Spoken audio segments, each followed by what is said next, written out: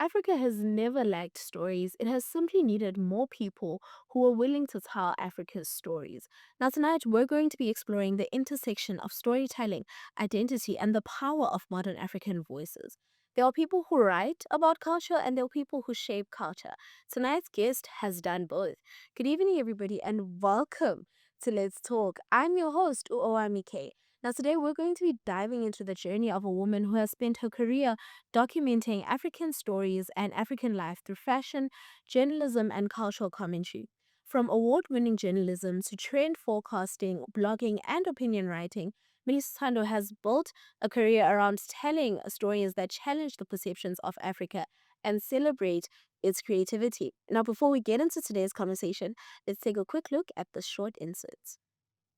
An artist with no faith is like a painter who was born blind. I think that it was a beautiful poetic take and a very vulnerable, expressive film that really captured an individual's journey of finding who she is, where she's from, locating herself in the landscape of the South African history and the complexities of that. So I feel like it spoke a lot, like I resonated with a lot because it felt like it reminded me of what I was doing back then and why my work would have been much stronger had I seen the work before I did the work. I really enjoyed the film, specifically chapter 2. I forgot what it's called, but that whole 12 minutes archival montage of I guess, white states propaganda footage from apartheid. And that whole piece was really engaging and somewhat unforgettable in a sense.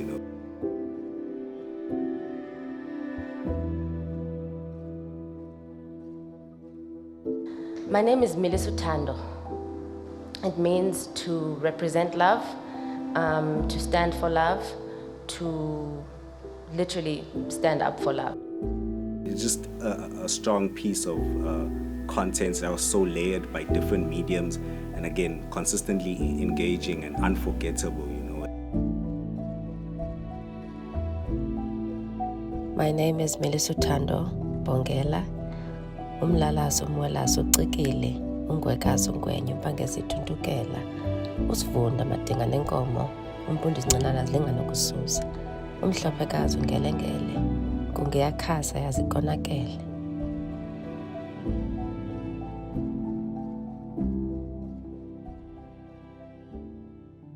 Now, that was a very inspiring glimpse into a career that has been built on curiosity and fearless storytelling. Milisuthando Bongela began her journey after graduating from Rhodes University with a degree in journalism and media studies. She first made her mark in the South African fashion industry by co-founding the Johannesburg designer store MEMEME, consulting on fashion and lifestyle trends for Woolworths, as well as documenting contemporary African culture through her acclaimed blog. But her storytelling did not just stop at fashion. Over the years, Milisuthando has expanded her work across journalism, film, and the arts, becoming one of South Africa's most distinctive cultural voices. She served as the arts editor at the Mail and Guardian, and she co-produced the podcast Umoya on African spirituality and has continued exploring questions of identity, memory, and belonging through her work. Now, in 2023, she decided to continue to contribute to culture by sharing her deeply personal documentary, Milisuthando, which premiered at the Sundance Film Festival before screening at festivals across the world, earning international recognition for its innovative approach to documentary storytelling. And today, on Let's Talk, we're fortunate to be unpacking the stories behind the storyteller and the role that culture plays in shaping identity and asking the question of why African narratives matter now more than ever. Good evening, Nisithanda. Novaka. Isilento. Thank you so much for coming, right? So I've gone on a tangent basically detailing all the work you've done in your career and your CV, but I didn't tell people who Milisuthando is. How would you describe who you are? First of all, that was really embarrassing to listen to myself. Listen to things being said. It's like, oh God. I like to do things and move on and not really think about them. So it was kind of a little cringe to hear. Although in 20 years, I've been working for 20 years now. I've done many things across different fields. But who I am is umntana wase Eastern Cape. I'm from Ecuwa, Butterworth. I was born in Butterworth and I grew up there. And in 1992, when I was 7, my family moved to East London. And so I really have been born and bred and raised in Eastern Cape. And in 2003, I came to Rhodes. I didn't consider any other university. My father came to Rhodes, went to Rhodes in the 60s or something. And he always had his certificate up in his study. And so every time I was doing homework, I would look up and see. And so Rhodes was kind of the only place that I really wanted to come to. And when I was here, I had the most wonderful time. Really, the best experience of being like, I got here when I was 17 and left when I was 20. Made some really good friends, learned so much, and just, I think it was a different time, I guess, in the world. And South Africa still felt like we really had good leaders in our country. And so we could be young, we could be kids. You know, sometimes when kids can just do whatever because the grown-ups have got things, they're handling it. There was so much hope. We grew up in a very different time. And so we were allowed to kind of be very free and explore. And there was this new country and we could do all these things that we hadn't done before. And that really worked with my personality because I've always been a person interested. I'm a deep thinker. I've always been a deep thinker since I was like quite a small child. And before I even called myself a writer, I wrote because it was like walking to me. It wasn't a conscious thing. And so as early as possible, I had a journal, a diary. And I'd always write in my journal, and all my pencil crayons and pencils would die holding my secrets, you know. And throughout, I've just been writing. And so this notion of formalizing it by coming to journalism school was something that it wasn't new to me. By the time I got here, I'd already been writing, but I kind of professionalized it later. I come from a big family. My father has 10 children, and I'm number 7. Family dinners allowed. Well, my mom is his second wife, so I have 3 sisters, and grew up in a very feminine, strong household. But it wasn't called feminism. It was just our mothers as Xhosa people. No tatabawo and aunties and whatever. I grew up in a very warm, loving, loud environment where I never felt held back. And my family understood that while other kids liked playing outside, I could play maybe for a little bit, but I really wanted to always be inside reading or writing or drawing or doing something contemplative. I've always been a contemplative person. And at the same time, though, I'm really a 50-50. I'm like my mom, my dad. My dad is kind of studious. He's a very serious person. He's published. He's an author and cultural person. And my mom is a fabulous fashionista. Charming, charismatic. She was a school principal. She has many friends. She's part of so many things, Emonti. And she was like a glamour lady, so she liked looking good. And there were always parties at home, and she would walk down the passage every day in her high heels and her outfit and get to the kitchen where we'd be having breakfast. And if she passes and we haven't said mhle okanye simncome, she'd be like, "Hayibo, ninomona, ndingancome." And so the other side of me is like, I also like fashion and style and glamour and travel and food, and I'm a Taurus, and she was a Taurus, and we like feeling good, looking good, smelling good, sleeping on nice sheets. We like nice things. And so everyone likes nice things, but Taurus is we're not well if aesthetics are not aestheticing. And so in order to be like, okay, you know, it's got to smell good, the food's got to taste nice, we're quite sensual people. And so I'm really made of like the kind of people my parents were. And then my deep interest has always been really understanding who we are as Abantu. Really, you know, getting a sense of like what makes us who we are. Yintoni ubuntu, you know, truly, not how we've come to understand it as this kind of like lightly packaged idea of like kindness or whatever, like at a really profound level. So I'm always drawing my inspiration from going home. So I go home to the Eastern Cape. I live in New York now, but for 16 years I lived in Joburg, and for 2 years before that I lived in Cape Town. And after I left Joburg, my plan was to move back to the Eastern Cape. And then life happened, and I moved to New York without planning it. But I come back every 4 months because there is something about touching the soil here, hearing isiXhosa, speaking isiXhosa, and seeing my family, or at both sides, my father's side, my mother's side, or tatabawo, or tatomncinci, cousins, and being as Lalin. That really feeds my spirit. I didn't do it consciously before. I would just, when I lived in Joburg, I just would come home every 3 months to visit my mom, and then she'd be like, "Masiyazi Lalin," okanye I'd go visit my grandma, and with my family. And I didn't realize how that was such a core part of my identity, and I took it for granted until I moved to America.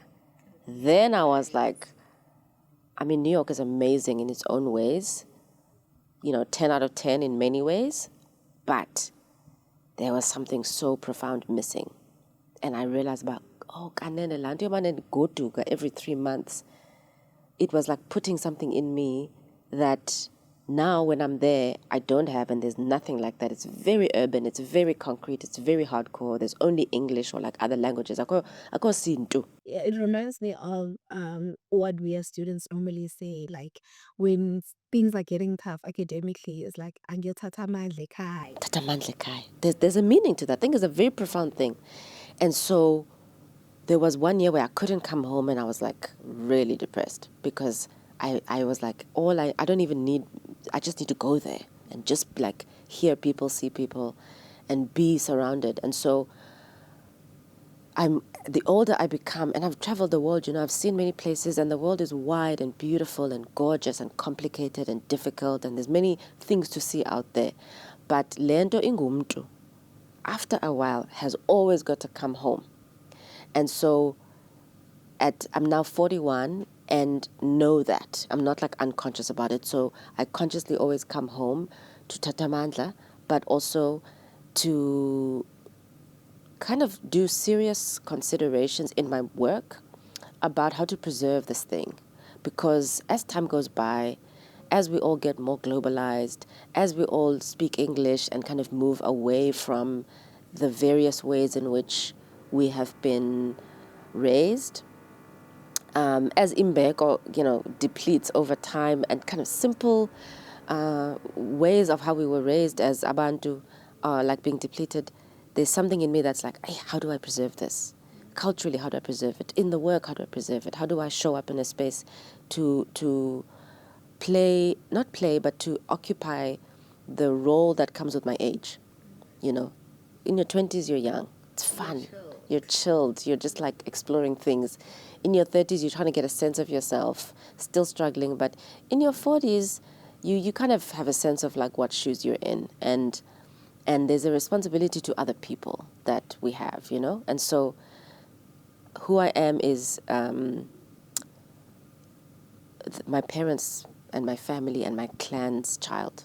And that I'm like super proud of. The fact that Dinesh Duke, oh my God, is like, thank you God that this thing happened, because there's a whole network and a whole culture and a cosmology and a worldview that comes from having his Duke.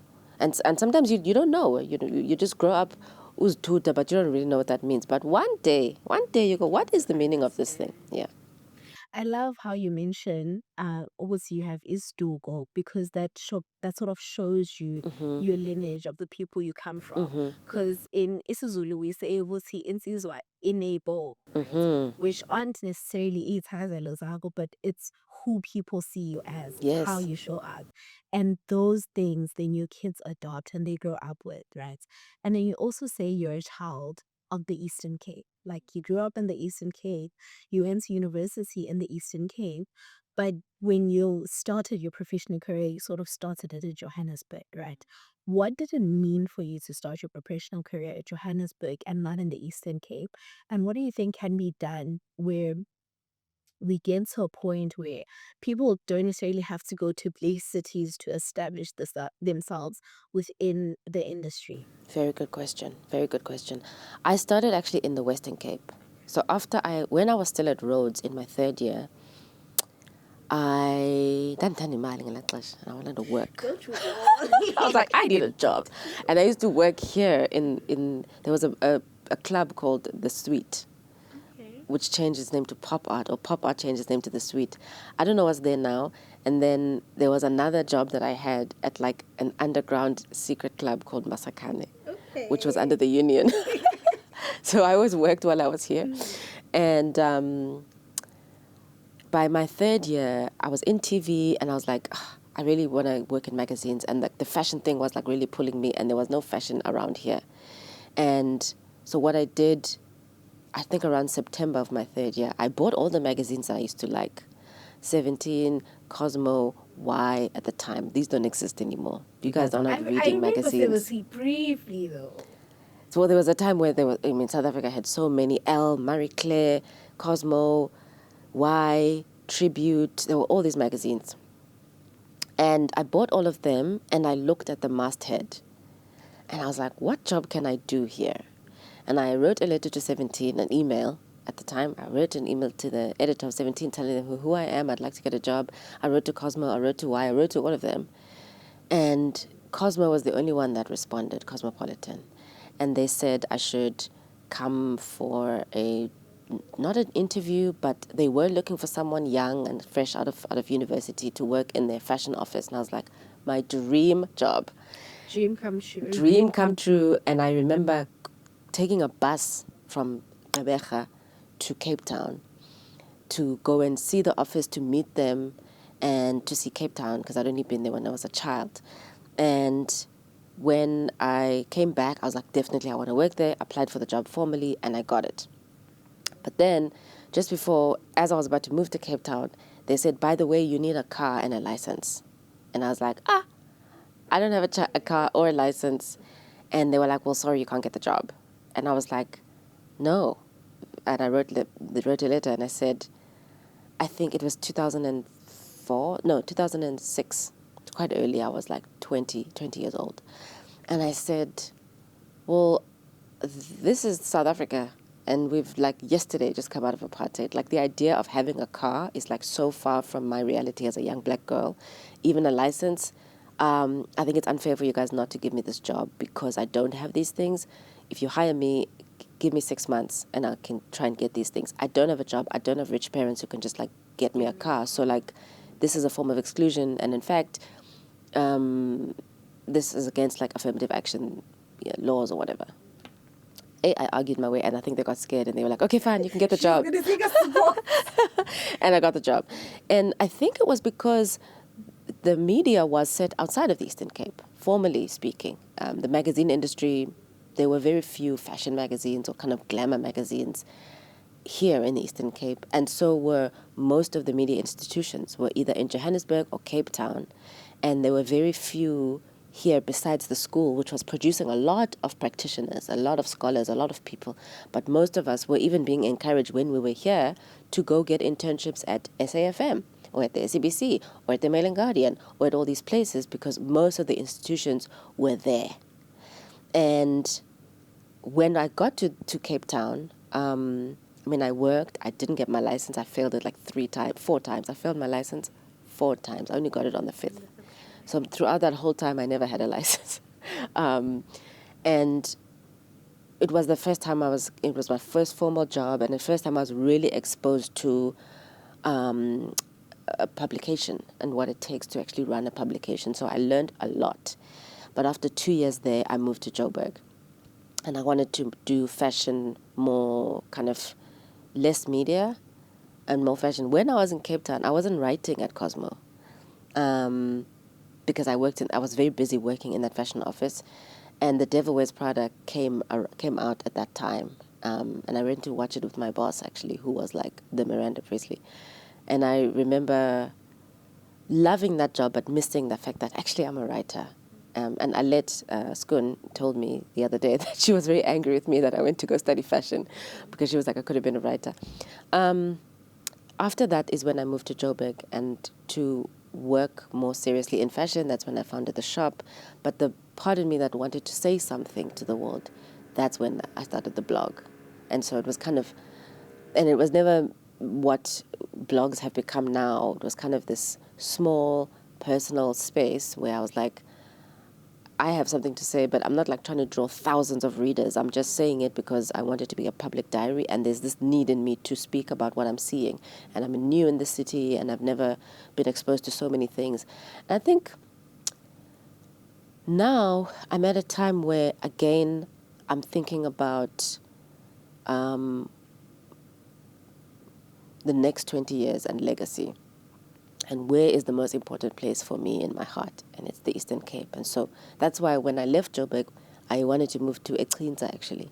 So I could be close to my family, but also close to the institutions around here and see what can I build. And then now life took me to go see really the heart of where the media is, which is America.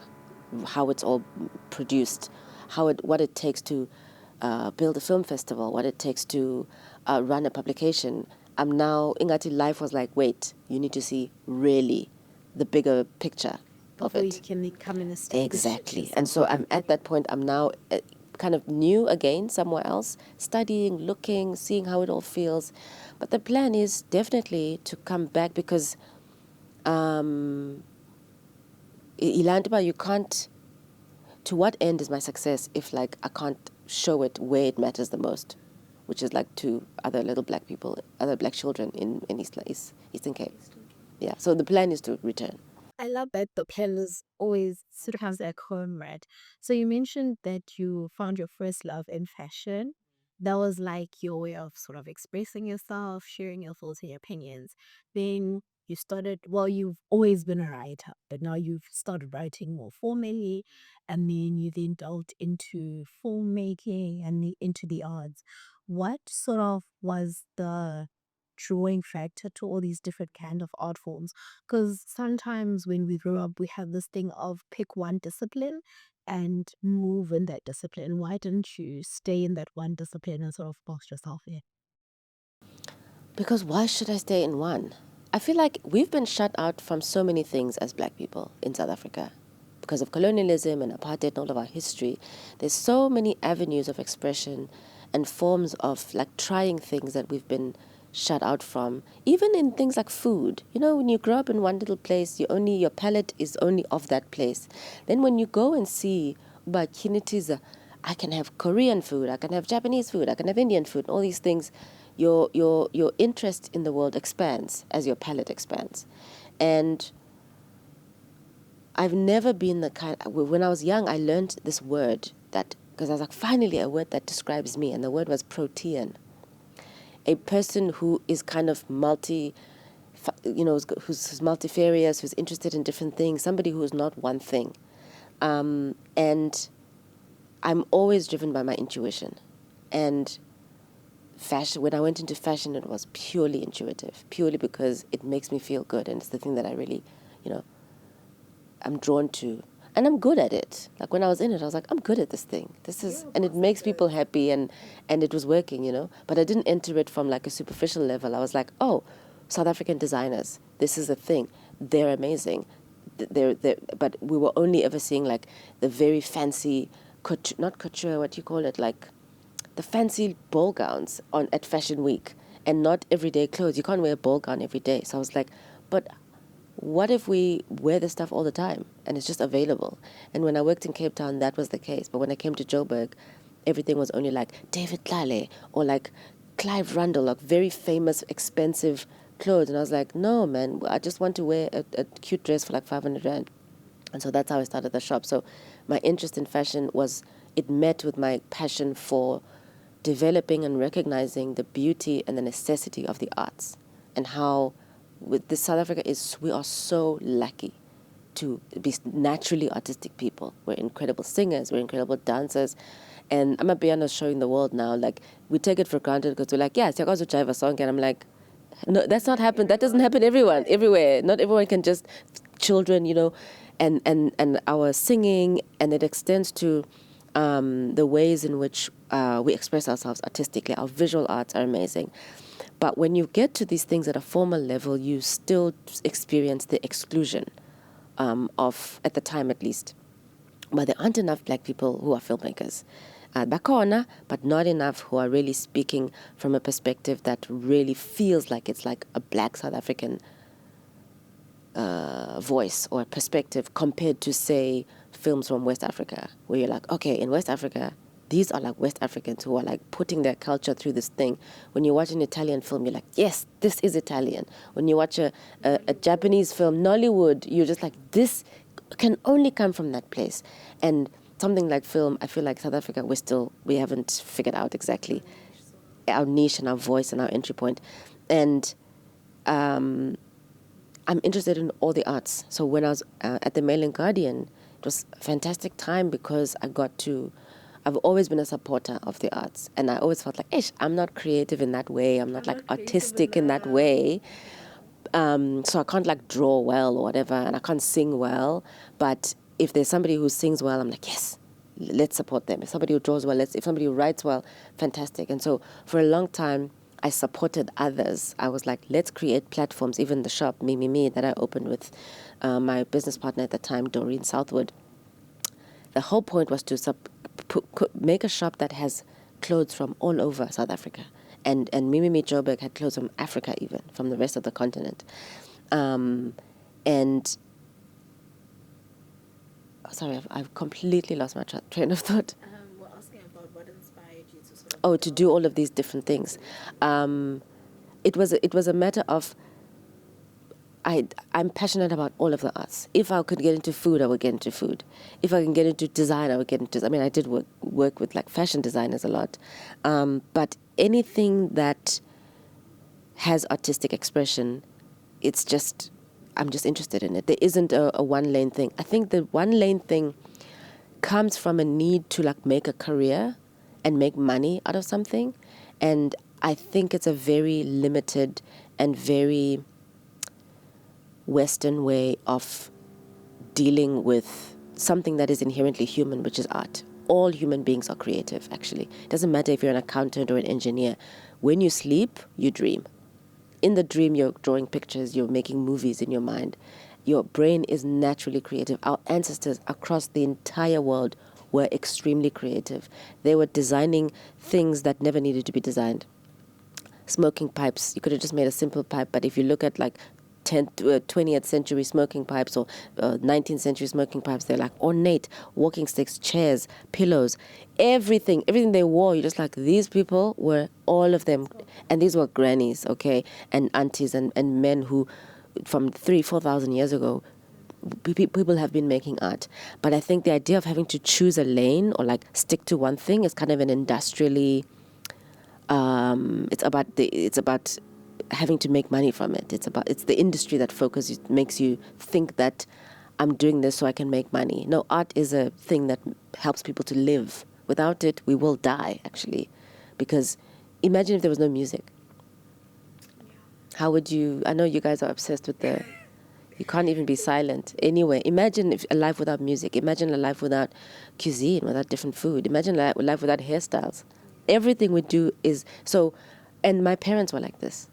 They were also they were interested in all forms of art and supporting artists. So that influence comes from them.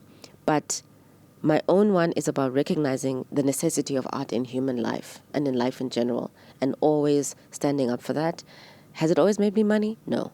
Have there been times when it has helped me live well? Yes. But it's all about knowing, why am I doing this? Am I doing this just because I want to make money? Just because I want to get a job? Fine, sometimes when you're young, yes, you do have to get a job, and you do have to learn how to work with other people. Getting a job is important at a place so that you can learn how to be led. You can learn how to earn money from someone else's structure.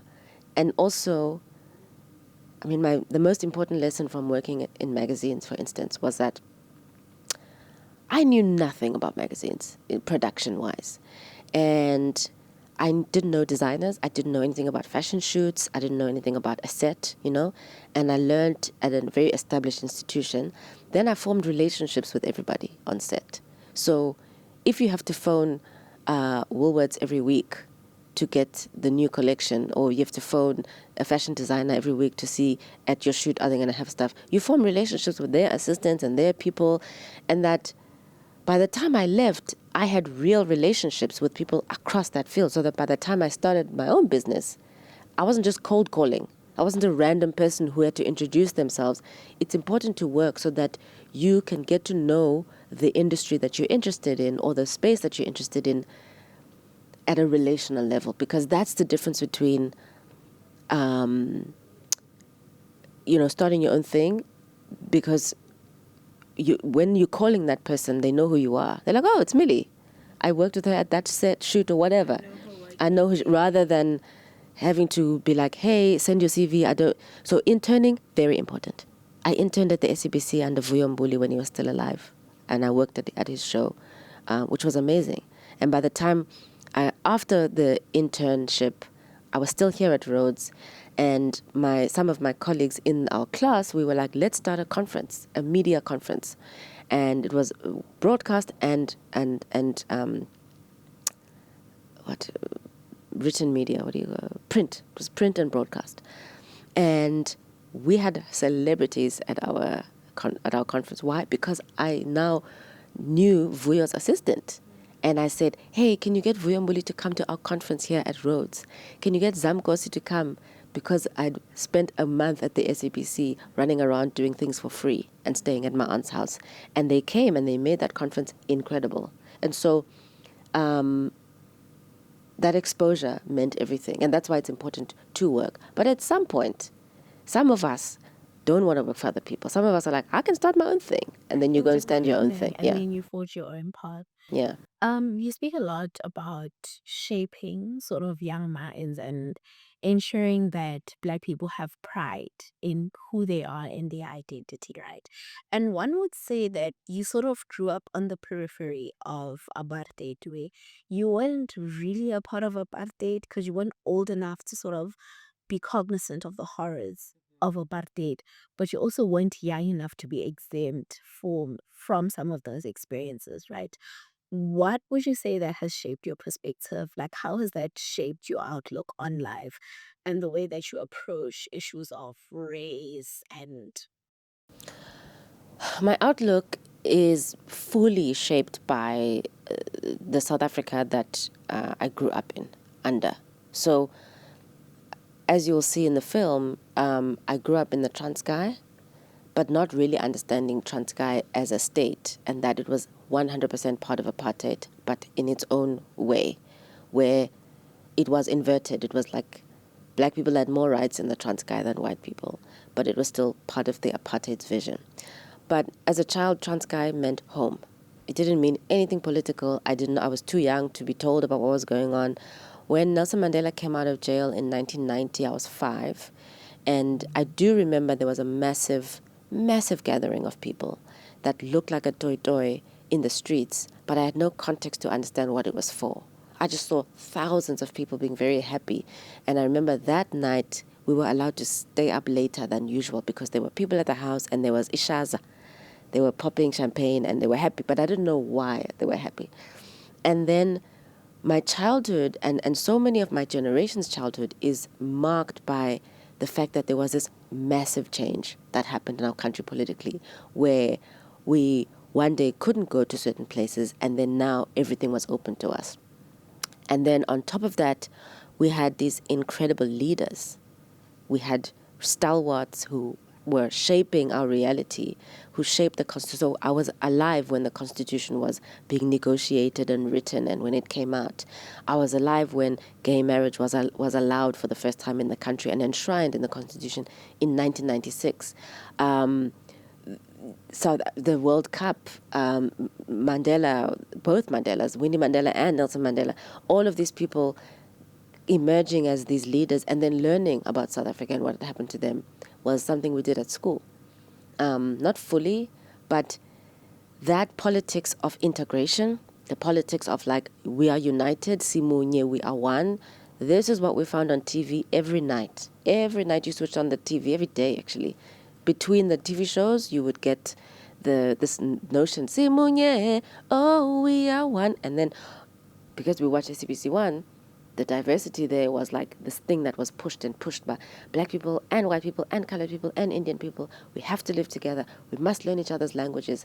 And on very influential shows at the time, like Generations, it was a diverse cast. So the idea was that wonke umuntu lapha and this country will only work if we do it together. Yes, there is the horrible past, and we were all there in the horrible past in our different stations. But the past is also more complex than we make it out to be. And my film is about that complexity. It's about the fact that, wait, Transkei was a very different place. So was Bophuthatswana, so was Venda, so was Ciskei. What were these places, and why do we not talk about them anymore? Because I do not remember white people in my early childhood at all. And my sister was like, what are you talking about? They were next door in the Transkei, but they were not allowed to be more powerful. And my first reference of anybody who's a professional was black.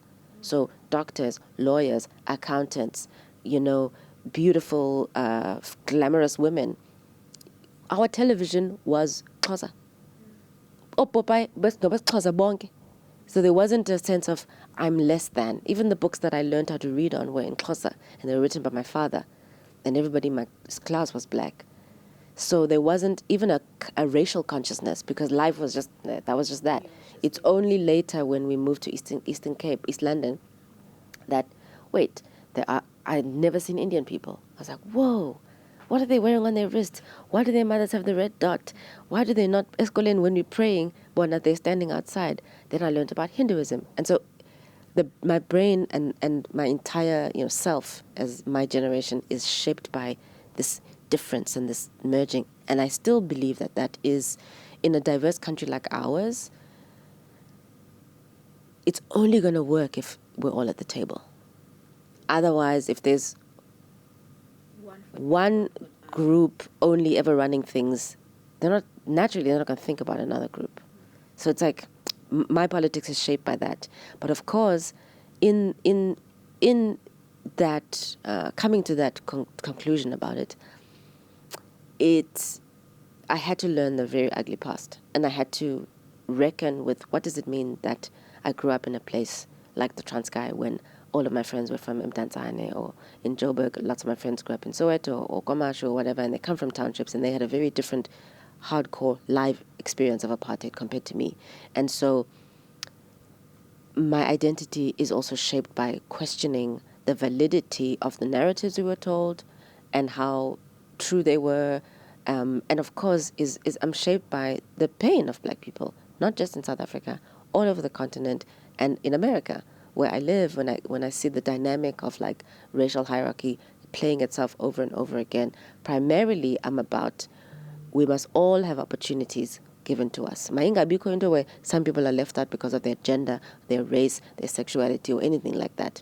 But what drives me is mandanga ibuhlungu inside to see inhlupeko yomuntu omnyama and to see that this thing has the same face wherever you go. So that thing is ibuhlungu, and it's like the pain that drives the politic to imagine a world where, because we can't also get rid of certain elements. It's like we can't say, now that it's our turn, it must only be us on top. That's repeating the same notion. So it takes a lot of, it's difficult work, It's like to imagine what does it mean to like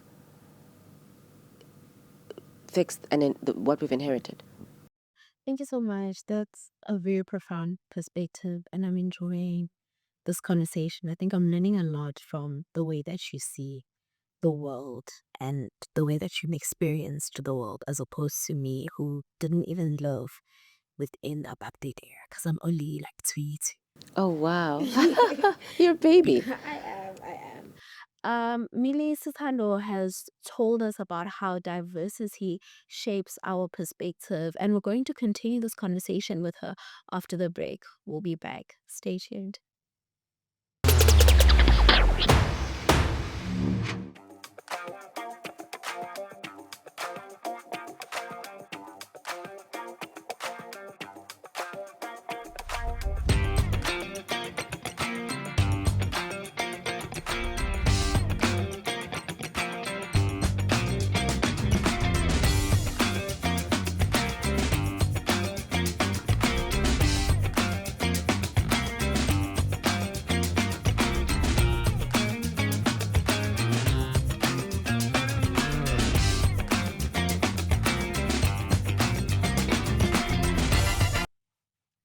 Welcome back to Let's Talk. Today we've been talking to Milisuthando about her journey and her story and her existence as an African within the media industry.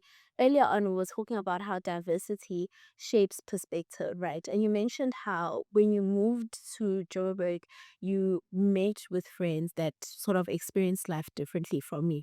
Having grown up in the Transkei, you experienced people that grew up in Venda, Soweto, as well as other urban townships, right? What do you think your reality and their reality can sort of be used to explain the state of how our country is today, right? Because you said we can't fix we can't fix what's broken by sort of repeating the pattern in a different way. So how does the way that they've existed explain the way we are rather today? That's a very good question, you know. I think like last night we were having dinner with the faculty, and we were all discussing the Madlanga Commission and how disgusting it is to watch people in positions of power, people who in positions where they have to protect people legally and like by their job, people in positions of responsibility to the citizens of this country who everybody knows how much people have suffered in this country. Everyone knows. Nobody can wake up and say we don't understand how much people have suffered and been humiliated over generations in this country. And the level of greed, how it's not just, I'm going to take one car and maybe 2 Rolexes. I'm going to have 20 Rolexes and I'm going to have 20 cars that are all expensive. And this real thing of like, let's just not just be greedy, let's just be, overly greedy to a point of like blindness. I was like, what is the psychology of this? As somebody who likes to take a deep step back and go, what can we call what's happening? Because it's like really, really hard to stomach every day watching on TV how so many people are like essentially, just destroying this thing that was built in a way that was quite profound in the world. What is that level of greed? And one of my friends a few years ago who grew up in Soweto said to me when, we were discussing this conspicuous consumption thing and how at some point, I mean, we're all part of it, this idea of like, we never used to have and now we do have nice houses, nice cars and all these things, how she introduced me to a term called so long denied. And when you've been so long denied something, when you do get it, you want it beyond reason. You want to have the things like all the shoes, all the nice clothes, you want it over because the thing that's influencing the thing that you want is like a deep hunger and a deep deprivation that you've experienced at a generational level. Kuthiwa indlala inamanyala. When you've been hungry for a long time, that is not only destructive at like a physical level, psychologically, spiritually, you can be deprived of so much more. And I think standing all the way back and watching with utter horror at all this destruction that's happening at our hands, by our own hands. It's not to say the other races are not corrupt. They are corrupt in their own ways. But it's Teta ngabantu abamnyama who are running the country now. And Ngabo who are appearing on that Madlanga Commission the most. My husband is American and he was here a few weeks ago watching the thing. And he was like, what is this? And we were watching it on mute, and I was explaining to him, and so was my mother. And he was just like, whoa, another, the same trial. Every day we switch on the TV, it's like the same trial on like Newsroom Africa. And what picture that paints to somebody that's visiting and watching that, it's like it's embarrassing a little bit. And so when my friend said to me, there's this thing called so long denied, I got to understand about, okay, if you've had a woman back, if you had enough food at home, and you never had to fight over meat or milk, then awkhali, because you've never had to be greedy. But if you've grown up being humiliated by poverty and experiencing the pain of that thing, the degradation of that thing, when sometimes you do have then a loaf of bread, you're going to want 2 loaves because you're thinking about ungomso. And there's that. And I do feel like there is a part of what's happening. I'm not saying it's the whole aspect, but there is a part of what's happening that comes from that psychosis of poverty and humiliation and degradation that the apartheid regime built and created when they were building the townships, which were never about building abantu. It was never about building proper running communities. It was just, we need these black people for labor, so let's put them 13 kilometers away. They have to be 13 kilometers away by law, by the way. That's how far each township is from each urban center.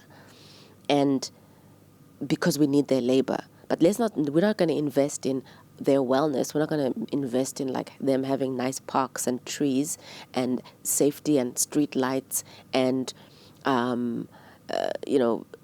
keeping families together and infrastructure. We are just going to look away, and it's going to be dysfunction. And we're going to invest all of our function here in the city, here in the towns. All the street lights are going to work. There's going to be no potholes. There's going to be nice, clean shops. There's going to be all of these things. And so what we have now is the township that was built by apartheid, or conceived of this place of darkness that people didn't care about, is now spreading outwards. That mentality that was maintained and built over many, despite the fact that people still built lives.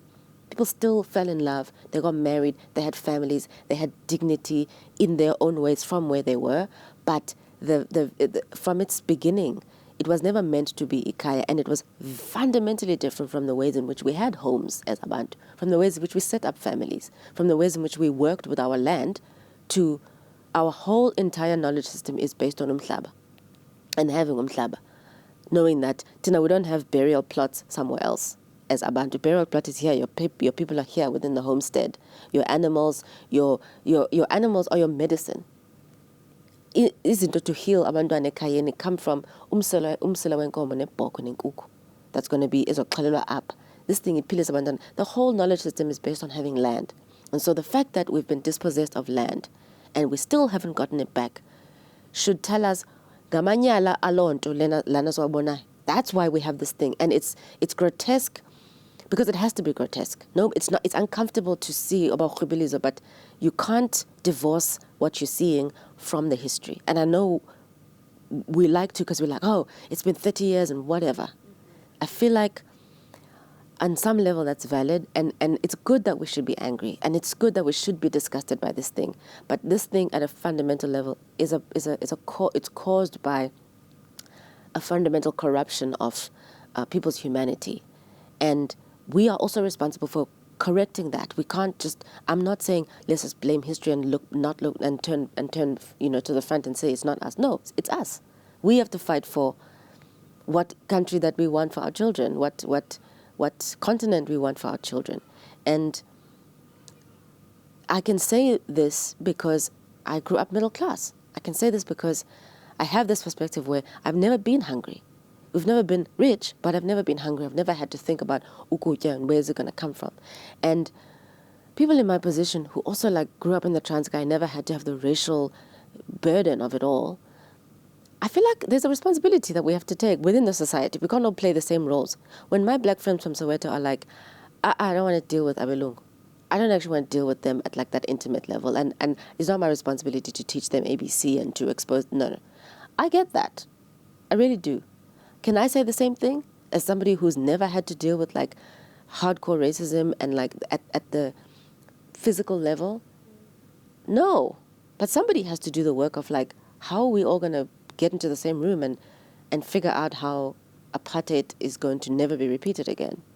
I can't ask my friends who grew up watching hippos and tear gas.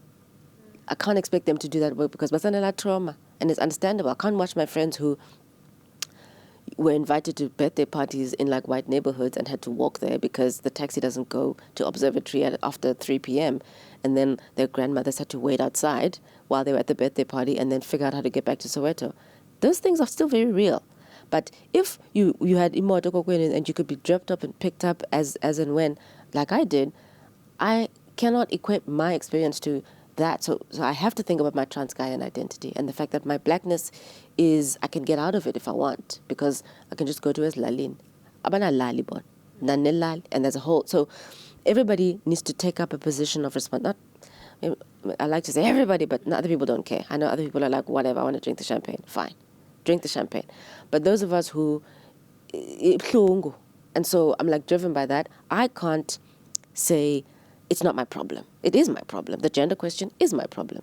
And I get some people are like, we don't want to talk to the men. I'm like, you have to talk to them.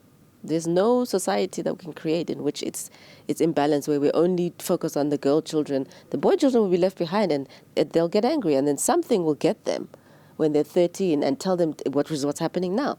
The whole thing is, even like, I've done so much healing work and circles, and, I'm a very woo-woo person, as people would say.